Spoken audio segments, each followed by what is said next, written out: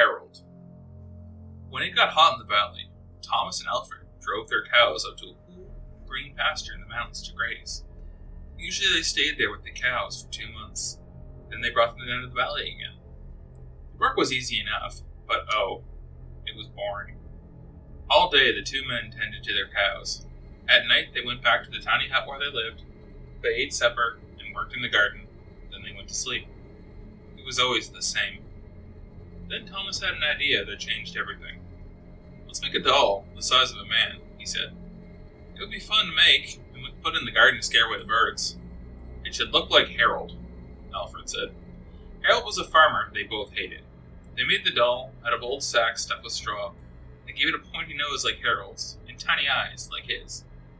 Then they added dark hair and a twisted frown. Of course, they also gave it Harold's name. Each morning on the way to the pasture, they tied Harold to a pole in the garden to scare away the birds. Each night, they brought him inside so that he wouldn't get ruined if it rained. When they were feeling playful, they would talk to him. One of them might say, "How are the vegetables growing today, Harold?" Then the other, making believe he was Harold, would answer in a crazy voice, "Very slowly." They both would laugh, but not Harold.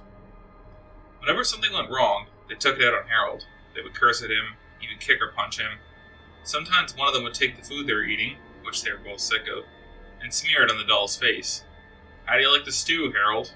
they would ask. "Well, you better eat it, or else." Then the two men would howl with laughter. One night, after Thomas had wiped Harold's face with food, Harold grunted. "Did you hear that?" Alfred asked. "It was Harold," Thomas said. "I was watching him when it happened. I can't believe it." "How could he grunt?" Alfred asked.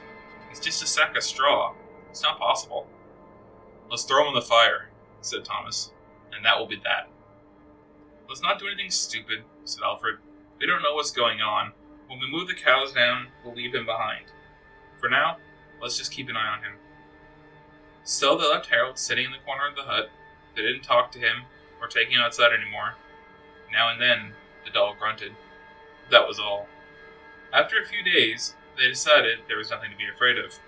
Maybe a mouse or some insects had gotten inside Harold and were making the sounds. So Thomas and Alfred went back to their old ways.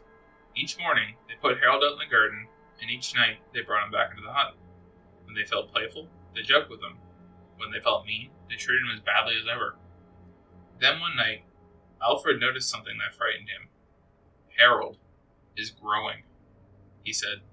"I was just thinking the same thing," Thomas said. "Maybe it's just our imagination," Alfred replied. "We have been up here on this mountain too long." The next morning, while they were eating, Harold stood up and walked out of the hut. He climbed upon the roof and trotted back and forth like a horse on its hind legs. All day and all night he trotted like that. In the morning, Harold climbed down and stood in the far corner of the pasture. The men had no idea what he would do next. They were afraid. They decided to take the cows down into the valley that same day. When they left, Harold was nowhere in sight. They felt as if they had escaped a great danger and began joking and singing. But when they had gone only a mile or two, they realized they had forgot to bring their milking stools.